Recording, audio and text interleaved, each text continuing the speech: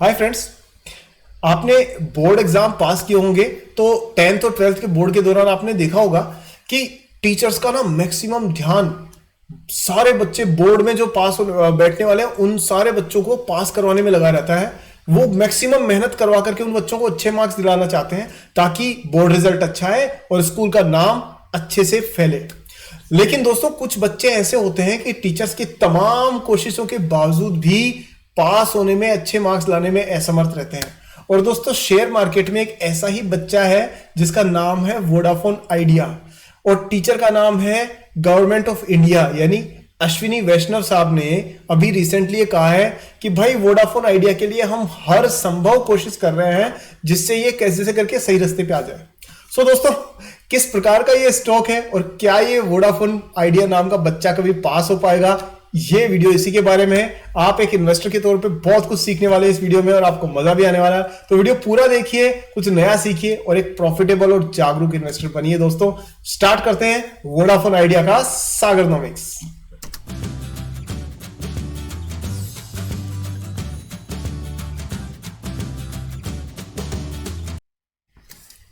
दोस्तों, इस मुश्किल हालात वाले बच्चे को पास करवाना है नहीं करवाना है, इसके बारे में हम लोग एनालिसिस करते हैं। लेकिन सबसे पहले आप आगे बढ़ने से पहले वीडियो को अभी से लाइक कर दीजिए। लाइक अभी कर दीजिए, बाद में आप भूल जाते हैं। और चैनल पे पहली बार आए हैं तो आपका स्वागत है। सब्सक्राइब करिए चैनल को और बेल आइकन को भी ऑन कर लीजिए ताकि मेरी नेक्स्ट वीडियो भी आपको तुरंत मिल जाए। चलिए दोस्तों, देखते हैं वोडाफोन आइडिया को। तो यहां पर आपकी स्क्रीन पर इसका इन्वेस्टर प्रेजेंटेशन है वोडाफोन आइडिया का। तो सबसे पहले हम इसके बैकग्राउंड के बारे में एक बार बात कर लेते हैं और ये जानते हैं, इसके नंबर्स और प्रेजेंटेशन में जाए उससे पहले जानते हैं कि एक्चुअली सिचुएशन क्या है। जरा देखें। तो पहली बात दोस्तों ये है कि आपने अगर कुछ समय पहले का याद हो तो आइडिया एक अलग कंपनी हुआ करती थी जिसका अभिषेक बच्चन साहब ऐड किया करते थे। वही अमिताभ बच्चन के बेटे, धूम के हीरो, उन्हीं की बात कर रहा हूं। वो उनके ब्रांड एम्बेसडर हुआ करते थे। और वोडाफोन जो थी वो एक अलग कंपनी के तौर पे थी और टोटल मार्केट में जो थी एयरटेल, वोडाफोन और आइडिया, ये तीन कंपनीज नॉर्मली रहती थी। और चौथी कंपनी ऐसी थी जो अनमने ढंग से कभी आई कभी नहीं आई, मौजूद तो थी लेकिन उसका पता नहीं होता था। उसका नाम था BSNL। क्या था फुल नेम?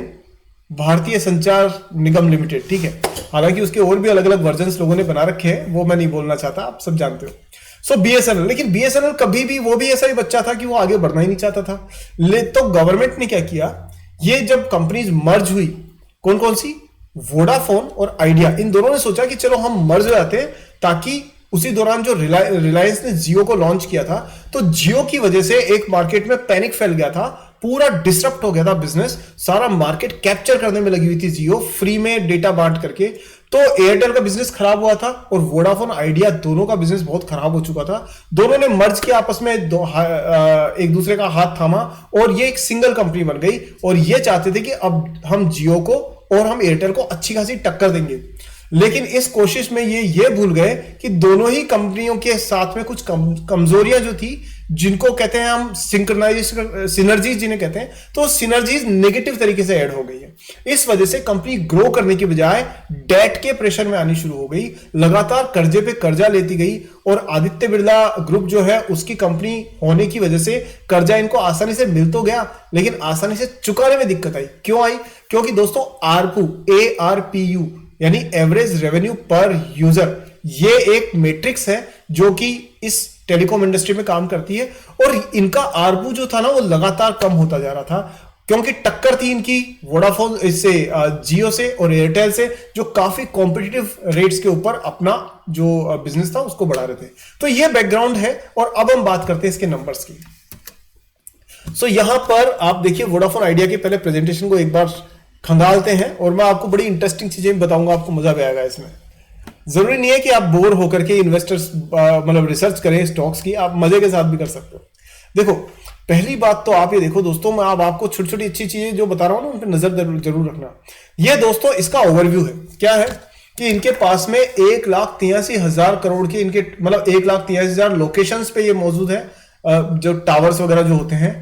और 4,38,900 यानी 4,39,000 के आसपास इनके पास ब्रॉडबैंड की साइट्स है और करीब 2,98,000 किलोमीटर की OFC है। 487,000 टाउन्स विलेजेस ये सब कवर कर रखे हैं इन्होंने, गांव मोहल्ला ये वो सारी चीजें इन्होंने इतना कर रखी है। और इनके पास 21 करोड़ का सब्सक्राइबर बेस है। अब आप समझिए 21 करोड़ लोग आज भी वोडाफोन आइडिया यूज करते हैं। ठीक है, ये है वोडाफोन आइडिया लिमिटेड का ओवरव्यू। अब बात आती है इसकी कि इनके पास में 4G तो इन्होंने लॉन्च किया, लेकिन 5G अभी तक लॉन्च नहीं कर पाए। क्यों? क्योंकि स्पेक्ट्रम खरीदने के लिए क्या चाहिए? पैसा। पैसा किधर है? वो है ही नहीं। गवर्नमेंट कह रही है हम तुम्हें सपोर्ट करेंगे, पर तुम मेहनत तो करो कुछ आगे जाकर के। बच्चे पढ़ाई तो करो, हम समझा देंगे कैसे पढ़ना है, क्वेश्चन समझा देंगे, पढ़ना तो बच्चे को ही पड़ेगा ना। लेकिन यहां पर ये देखिए कि ये साथ में प्रॉब्लम आई। अब क्या होता है ना, कोई बच्चा जो क्लास में होता है ना, वो अगर अच्छे से नहीं पढ़ता है ना, उसके अंदर कुछ प्रॉब्लम होती है, तो वो क्या करता है, वो बहाने बनाना शुरू करता है, वो इधर उधर की बातें करना शुरू करता है। आपने पूछा चलो ये बताओ a+b², तो वो बच्चा कहता है मेरे घर पे कल ये हो गया, लाइट नहीं आई, कुछ घर में कोई सामान नहीं मिला, मेरी बुक्स इधर उधर हो गई, तो बहाने बनाता है। अब ये बहाने मैं आपको प्रेजेंटेशन में दिखाता हूं। यहां देखिए, अब ये यहां तक तो चलो ठीक है, अब ये बहाने शुरू हो जाएंगे इनके। इनसे पूछा गया कि भाई साहब आप अपनी कंपनी का प्रेजेंटेशन दे दीजिए, आपकी कंपनी कैसे काम कर रही है, और ये बहाने क्या बना रहे हैं। अब लिखने को कुछ नहीं है ना, तो ये क्या करें, growth potential in the Indian telecom sector. भाई साहब हम आपसे क्या इंडस्ट्री की रिपोर्ट मंगवा रहे हैं? हम तो आपसे आपकी कंपनी की रिपोर्ट चाह रहे हैं, पर आप हमें दे रहे हो इंडियन टेलीकॉम सेक्टर की रिपोर्ट। क्यों? क्योंकि खुद के पास देने के लिए कुछ है नहीं ना अच्छा, इसलिए। सेकंड, अगले पेज में भी वही growth potential in Indian telecom sector. आप समझ गए कैसे बहाने चल रहे हैं, पूछा कुछ और जा रहा है, जवाब कुछ और। Next, digital revolution in India offers substantial growth opportunities. ठीक है, अब अगर मैं आपको ये कहूं कि भाई साहब आप एक बार ना रिलायंस जियो का, या मैं कहूंगा कि एयरटेल का ना, उसके प्रेजेंटेशन निकाल के देखिएगा, वो सीधे सीधे बात करेंगे कि भाई भारतीय एयरटेल में इतना प्रॉफिट हुआ, इतना रेवेन्यू आया, इतने हमने टावर्स लगाए, इतना ये किया, इतने सब्सक्राइबर्स जुड़े। लेकिन यहां पर ये क्या करें, इंडियन टेलीकॉम मार्केट की ग्रोथ बता रहे हैं। आप समझ गए बहाने बन रहे हैं। क्यों? क्योंकि बिजनेस में अभी प्रॉब्लम्स चल रही है, इसलिए। तो जब भी कभी किसी इन्वेस्टर प्रेजेंटेशन में या किसी इंटरव्यू में, जो मैनेजमेंट इंटरव्यू में आपको ऐसे बहाने सुनाई दे रहे हैं, तो आप समझ जाना कि दाल में कुछ क्या है, दाल काली है। हाँ, वो भी हो सकती है। चलिए आगे चलते हैं। स्ट्रेटजी इन्होंने बताई है, कितनी इंप्लीमेंट हुई कुछ नहीं पता। नंबर्स की अभी तक कोई बात नहीं करी इन्होंने। ये देखो आप, ये पूरा प्रेजेंटेशन खत्म होने को आया, अभी तक इन्होंने ज्यादा कुछ बताया नहीं है कि भाई साहब हमारा नंबर क्या हुआ क्या नहीं हुआ। ये देखिए, आरपू ग्रोथ के अंदर भी इनके नेगेटिव, मतलब थोड़ा थोड़ा सा बताया इन्होंने कि भाई इतना इतना सा हुआ। ब्लेंडेड मोबाइल आरपू 1.2x से ग्रो किया है, 1.24x से। और जो आपका वॉइस मिनट्स, अब इन्होंने मेन चीज नहीं बताई आरपू में। आरपू में मेन चीज क्या होती है, उसके अंदर होती है आपकी कि रेवेन्यू, ओवरऑल रेवेन्यू में ग्रोथ क्या आई, तो वो तो मुझे कहीं यहां दिखी नहीं। और ये तो पर मिनट और ये सारी चीजें बता रहे हैं। तो इस तरह से इनकी कहानी यहां पर आकर के प्रेजेंटेशन की पूरी हो गई। समझ में तो कुछ आया नहीं है। लास्ट में इन्होंने नंबर डाले हैं, देखो अब जरा ये डिकोड करते हैं। इन्होंने ना मेन जो नंबर्स थे ना वो लास्ट में डाल दिए, ताकि किसी की नजर ना पड़े, लोग इससे पहले ही इसको छोड़ करके चले जाए। देखिए ऐसा क्यों किया है, जरा देखते हैं। तो यहां पर आप ये देखेंगे कि रेवेन्यू जो है वो कब से कब तक, FY23 FY24, इसमें Q3 Q4 Q1 Q2 Q3। चलिए आ जाओ, यहां पर रेवेन्यू बिल्कुल फ्लैट।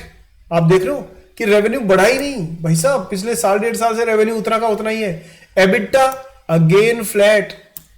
ग्रोस डेट 2200 करोड़, और वो भी उतना का उतना, इन्होंने कमी नहीं किया, उसको हल्का फुल्का किया। गवर्नमेंट ऑफ इंडिया ड्यूज, अब बेचारी गवर्नमेंट ऑफ इंडिया इनको कह रही है ठीक है जी थोड़ा सारा हम देते हैं, 2000 करोड़ रुपए इन्होंने ले रखे हैं वहां से। बैंक और फाइनेंशियल इंटरेस्ट ये 77 करोड़ 133 करोड़ रही है, तो इंटरेस्ट में ही दे रहे हैं। अब मेट्राइसिस पे आ जाओ। अब ये कह रहे हैं कि इंप्रूविंग आरपू, तो आरपू ये कह रहे हैं 135 से बढ़कर के 145 हो गया। चलो बहुत खुशी की बात है जी, आरपू बढ़ा लिया। लेकिन आरपू का फायदा क्या, जब तक कि सब्सक्राइबर नहीं बढ़ रहे। आपके पास 21 करोड़ सब्सक्राइबर ही है, इंडस्ट्री में सबसे कम, प्लस हर महीने आपके सब्सक्राइबर्स को जियो और एयरटेल दोनों तोड़ तोड़ करके लेके जा रहे हैं। So this is why the companies business is struggling. So आपको ये समझ में आ गया, ठीक है। अब ये इन्होंने बाकी पेज भरने के लिए इन्होंने ये सब भर दिया कि ये ट्रेंड और पता नहीं ये फुल फॉर्म लिख दी इन्होंने। मुझे तो कभी दूसरी कंपनीज के में दिखी नहीं है सब। चलो पन्ने भर दिए, ये सोचते हैं मार्क्स अच्छे आ जाएंगे, बट नहीं, मार्क्स वहां से नहीं, मार्क्स यहां से आएंगे, देखे जाएंगे। ये है फंडामेंटल्स। नजर डालें इन पे, तो नजर डालते हैं जरा, देखें फंडामेंटल्स क्या कह रहे हैं। एक सेकंड दोस्तों, एक सेकंड। ठीक है, सो यहां आप देखिए इसके अंदर फंडामेंटल्स पे अगर नजर डालें तो ये आप देख सकते हो कि 13 रुपए का स्टॉक प्राइस चल रहा है भाई साहब। पेनी स्टॉक इसे ही कहते हैं मेरे हिसाब से, ये राइट डेफिनेशन है। 13 रुपए का स्टॉक प्राइस है, 66,000 करोड़ की मार्केट कैप है, और डिविडेंड देना नहीं है। क्यों? क्योंकि प्रॉफिट होगा तो डिविडेंड देंगे। ठीक है, पे आउट 0 है। इंडस्ट्री का पी 60 है, और इनका प्राइस टू अर्निंग है ही नहीं, क्योंकि अर्निंग होगी तो प्राइस आएगा ना।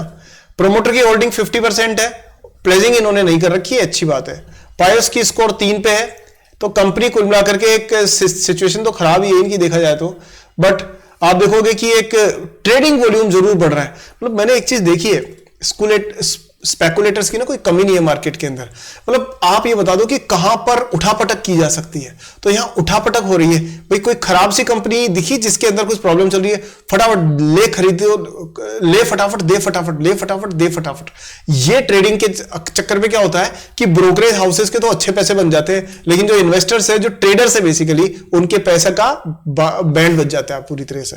तो यहां पर ये समझिए कि ये ट्रेडिंग वॉल्यूम इतना ज्यादा है, तो ट्रेडर्स ने बस पैसा गंवाया ही होगा, ब्रोकर्स ने बनाया होगा, लेकिन कंपनी की प्राइस अभी भी रेंज में ही चल रही है। नंबर्स पे नजर डालें तो आप देख सकते हो कि ये पूरी इंडस्ट्री के अंदर अभी भी सेकंड नंबर पे है अगर आप मार्केट कैप को देखो तो, लेकिन अगर आप और सारी चीजों को देखो तो इसकी स्थिति खराब है। देखिए प्रॉफिट पैट 12 मंथ्स में जो प्रॉफिट आफ्टर टैक्स है, भारतीय एयरटेल का है 11,404 करोड़, और वोडाफोन आइडिया का है 30,700 करोड़। ज्यादा है ना, है ना ज्यादा? अरे कहां ज्यादा है भाई, ये नेगेटिव है, ये 30,000 करोड़ का लॉस है। साइन भी देख लो, बच्चे ने नेगेटिव साइन पाया हुआ है, तो ये माइनस मार्किंग चल रही है इसकी। ठीक है, चलिए ये दोस्तों इसका रहा। क्वार्टरली रिजल्ट्स में कोई खास दम नहीं है, क्यों? क्योंकि ये बस वहीं पे उसी फिगर पे अटके हुए हैं, उल्टा कम हो रहा है। ऑपरेटिंग प्रॉफिट मार्जिन भी इनका पहले से रिड्यूस हुआ है 45 से, और ईपीएस तो नेगेटिव चल ही रहा है। यहां देखिए एनुअल रिजल्ट्स में भी EPS negative negative negative negative, earning per share negative, dividend 0,00000। तो ये हाई रिस्की स्टॉक है इस टाइम पर। हाँ, लेकिन मैं आपको यह जरूर कहूंगा कि ऐसे स्टॉक्स को ना नजर में जरूर रखना चाहिए। जरा एफआईआईज का और इनका हाल देखें तो प्रोमोटर्स 74% से बेच के 50% पे आ गए, 24% 25% हिस्सेदारी खत्म इनकी, और एफआईआईज डीआईआईज दोनों ने 1-2% रखा हुआ है, और गवर्नमेंट ने 33% ले रखा है इसमें। गवर्नमेंट ने कैसे से करके, जो पहले बिल्कुल नहीं थी, अब वो गवर्नमेंट 33% लेके बैठी है। अब मैं गवर्नमेंट का भी एक वजह बताता हूं आपको, ये भी पता होना चाहिए आपको दोस्तों, क्योंकि क्या होता है ना कि शेयर मार्केट में ना हर एंगल से समझना बहुत जरूरी होता है अगर आप फंडामेंटल एनालिसिस कर रहे हो।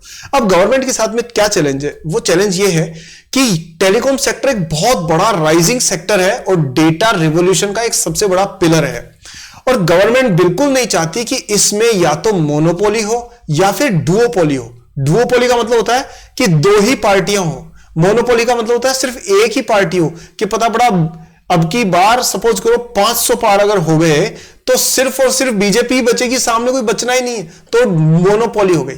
लेकिन अगर मान लीजिए 400 पार और इधर कांग्रेस अगर 100 पार, तो फिर डुओपोली हो गई। तो गवर्नमेंट कभी नहीं चाहती इस तरह से कि टेलीकॉम सेक्टर में डुओपोली हो, इसलिए वो पहले बीएसएनएल के पीछे लगी हुई थी कि भाई इसको स्टॉक मार्केट में लिस्ट करवा देते हैं, इसको थोड़ा सा आगे बढ़ाते हैं। लेकिन बीएसएनएल ने कभी भी आलस से छोड़ा ही नहीं, और वो कभी आगे बढ़ने की तरफ चला ही नहीं। कम से कम बीपीसीएल से ही सीख लेता। बीपीसीएल नेगेटिव से आज पॉजिटिव कैश फ्लो के साथ में अच्छा काम कर रही है, और भी बहुत सी गवर्नमेंट कंपनी है, पर बीएसएनएल ना वैसे ही ठंडा ही पड़ा रहा, इसलिए गवर्नमेंट की नजर उससे हटी। तो चौथा कैंडिडेट कौन बचा? वो बचा वोडाफोन आइडिया। तो गवर्नमेंट ने कहा अगर मोनोपोली हो गई तो ये मनमानी करेंगे सारे टेलीकॉम स्पेस में, डुओपोली हो गई तो 2 कंपनियां मिलकर के मनमानी करेगी। तो उन्होंने कहा कि वोडाफोन आइडिया को हम लोग सहारा देते हैं, जिससे कि कम से कम 3 कंपनियां रहे इंडस्ट्री में, जिससे आपस में एक हेल्दी कंपटीशन रहे, जिसका फायदा कंज्यूमर्स को मिल सके। आप समझ गए ना पूरी कहानी। इसलिए government of India Vodafone idea को कैसे से ऑक्सीजन दे दे के जीवित रखने में लगी हुई थी, ग्रेस मार्क्स दे दे करके पास करवाने में लगी हुई थी। बट अब ये पास हो पाएगा या नहीं हो पाएगा, ये डिपेंड करेगा कि ये अपने कर्जे को कितना जल्दी कम कर पाते हैं। अभी भी करीब करीब 42,000 करोड़ का जो कर्जा है उसका इश्यू इनके सामने खड़ा हुआ है। चलिए अब जरा नजर डालते हैं दोस्तों इसकी बाकी चीजों के ऊपर। तो यहां आप देखिए, why Reliance Jio and Vodafone are oppose to government's decision to allocate 5G band. अब गवर्नमेंट ना 5G बैंड का अलोकेशन करने वाली है स्पेक्ट्रम का, तो जियो और वोडाफोन दोनों कह रहे हैं कि साहब इसमें, अच्छा वजह क्या है इसमें पता है, इसमें गवर्नमेंट कह रही है कि हम ना उसमें से कुछ हिस्सा जो 700 MHz का जो आपका स्पेक्ट्रम है, कुछ हिस्सा हम उसका रेलवेज को देंगे ताकि उनकी सेफ्टी पे असर ना पड़े, कुछ हम गवर्नमेंट के लिए रखेंगे। तो वोडाफोन कह रही है, जियो भी कह रही है कि नहीं नहीं ये तो सारा ही हमको दे दो क्योंकि हम 5G सर्विसेज चलाएंगे कैसे। सो ये एक टसल इनके बीच में चल रही है, मतलब इतना आसान और सीधा नहीं है स्पेस। अच्छा ये वैष्णव जी है, आप समझ सकते हैं कि बेचारे इन्होंने तो बहुत मेहनत की है, अश्विनी वैष्णव साहब, ये क्या करें, we have done everything possible to do for Vodafone Idea. ये कह रहे हैं ये बच्चा पास नहीं होता, हमने बहुत कोशिश करके देख ली। अब समस्या क्या है यहां पर, समस्या यह है दोस्तों कि ये जो गवर्नमेंट ने कहा है उसके बाद VI has secured equity commitments from anchor investors $1 billion, 8,200 crore की कमिटमेंट तो हो गई, लेकिन ये लॉस मेकिंग कंपनी है और उसमें भी 20,000 करोड़ का इक्विटी फंड रेजिंग का प्लान अभी उस पे काम चल रहा है। तो जब तक इनका कर्जा क्लियर नहीं होगा तब तक कंपनी के सामने संकट बना रहेगा। तो एक चीज ये है कि अगर आप देखिए, आप एक रिस्क टेकिंग इन्वेस्टर हैं तो ऐसे स्टॉक 13-14 रुपए में अगर आप सोच रहे हैं कि अगर 1,000 या 10,000 या 1 लाख स्टॉक लेके डाल भी दिए और अगर मान लो उनमें से कुछ नहीं भी निकला, अगर आप वो रिस्क लेने के लिए तैयार हैं तो आपको ऐसे स्टॉक में आपको जरूर जाना चाहिए, मैं ये कहूंगा। लेकिन अगर आप रिस्क नहीं लेना चाहते और कैपिटल सिक्योर करना चाहते हैं तो दोस्तों ब्लू चिप कंपनी में हाई क्वालिटी स्टॉक्स में ही इन्वेस्ट करें, ऐसे स्टॉक से थोड़ा दूर रहने में आपकी भलाई है। अब यह आप पे डिपेंड करता है कि आप रिस्क टेकिंग कैसी अपने पास में रखते हैं। जहां हाई रिस्क टेकिंग है तो उसमें आप ऐसी एक एलोकेशन ले सकते हैं कि भाई पैसा अगर बना तो ठीक है, नहीं तो मान लो कि किस्मत खराब है या अगर कंपनी डूब गई तो वो डूब भी सकता है। पर अगर जो कंपनी में वैल्यू अनलॉक होती है और जिसके की चांसेस भी थोड़े बहुत दिख रहे हैं, गवर्नमेंट पूरी कोशिश करेगी इसको बचाने की। अगर बचाने में अगर ये कंपनी बच गई और ये कंपनी आगे ग्रोथ पाथ पे चल गई तो दोस्तों फिर जो वैल्यू अनलॉकिंग होगी ना इसमें, वो जबरदस्त होने की संभावना है पूरी तरह से, क्योंकि तब सारे लोग टूट पड़ेंगे इसके ऊपर। तो इसलिए अभी ये धूल में छुपे हुए फूल है, अब आप समझ गए होंगे। बट आप इसके चक्कर में फूल बिल्कुल मत बनिएगा, क्योंकि बहुत लोग उल्टा सीधा YouTube पे या कहीं पे बताते रहेंगे। मैंने आपके सामने बहुत ईमानदारी से सारा एनालिसिस, दूध का दूध पानी का पानी करने की कोशिश की है। उम्मीद है मैं सफल हुआ हूं नहीं हुआ हूं ये तो आप ही बताएंगे। टेक्निकली अगर आप देखें तो दोस्तों ये टेक्निकल चार्ट आपके सामने है और यहां पर आप साफ तौर पे देख सकते हैं कि ये पिछले जनवरी से ही ये कंसोलिडेशन के मूड में है और यहां 13.75 पे एक स्ट्रॉन्ग सपोर्ट है। इसको यहां से बाउंस बैक करता है तो आपको 18 रुपए के लेवल पे जाता हुआ आसानी से दिख सकता है। और ये इसके ट्रेडिंग वॉल्यूम को देखते हुए आपको लग सकता है कि बहुत हाईली ट्रेड हो रहा है। तो अगर ये बाउंस बैक होता है तो 18 पे आपको इसका एक नेक्स्ट लेवल देखने को मिलने के पूरे चांसेस हैं। अगर 18 तोड़ करके दोस्तों ये और ऊपर जाता है तो फिर मान के चलिए कि ये करीब एक लॉन्ग टर्म के अप ट्रेंड पे चल पड़ेगा, इसकी पूरी संभावना है। सो दोस्तों ये था ओवरऑल इसका एनालिसिस। कैसा लगा आपको वीडियो जरा मुझे कमेंट सेक्शन में बताइए। आप कमेंट करेंगे तो उससे मुझे क्लैरिटी मिलेगी कि क्या चीज और अच्छी हो सकती है और आपको क्या अच्छा लगा ये जरूर मुझे बताइए। किसी पर्टिकुलर स्टॉक पे आपको एनालिसिस चाहिए तो वो भी मुझे कमेंट सेक्शन में बताइए। और हाँ दोस्तों, आपकी 2 रिस्पॉन्सिबिलिटीज जो मैंने आपको दे रखी है वो करनी ही है, उसमें कोई चूक नहीं होनी चाहिए। पहली रिस्पॉन्सिबिलिटी, वीडियो को हमेशा लाइक करना। सेकेंड रिस्पॉन्सिबिलिटी कि इसको अपने दोस्तों को शेयर करना। आप वीडियो के अभी जो वीडियो के नीचे देखिए आपको बहुत सारे बटन्स दिखेंगे, उसके अंदर लाइक भी है, शेयर भी है। जब आप शेयर बटन पे क्लिक करेंगे ना तो आप देखेंगे कि आपके सामने बहुत सारे ऑप्शन खुल जाएंगे। उनमें से आप व्हाट्सएप पे, टेलीग्राम पे, फेसबुक, इंस्टाग्राम सब पे जो आइकन्स दिखेंगे उस पर क्लिक करेंगे तो ये वीडियो वहां शेयर कर सकते हैं। तो अपने सारे दोस्तों को शेयर करिए दोस्तों। अच्छी क्वालिटी का एनालिसिस अगर आप शेयर करेंगे, आपके दोस्त पूरे कम्युनिटी में आपको सबसे ज्यादा रिस्पेक्ट करेंगे और आप रिस्पेक्ट ही तो चाहते हैं, है कि नहीं। चलिए दोस्तों, अपने रिलेशनशिप भी इससे सुधरेंगे तो जरूर ये करिएगा। तो वीडियो को लाइक करने के लिए, वीडियो को शेयर करके और सारे लोगों तक पहुंचाने के लिए, चैनल पे सब्सक्राइब करके बेल आइकन को ऑन करने के लिए इतना टाइम, रिस्पेक्ट और इतना प्यार देने के लिए आपका हृदय की गहराइयों से बहुत बहुत धन्यवाद। अगले वीडियो में और एक एनालिसिस के साथ में मिलने वाले हैं। तब तक हैप्पी इन्वेस्टिंग। जय हिंद।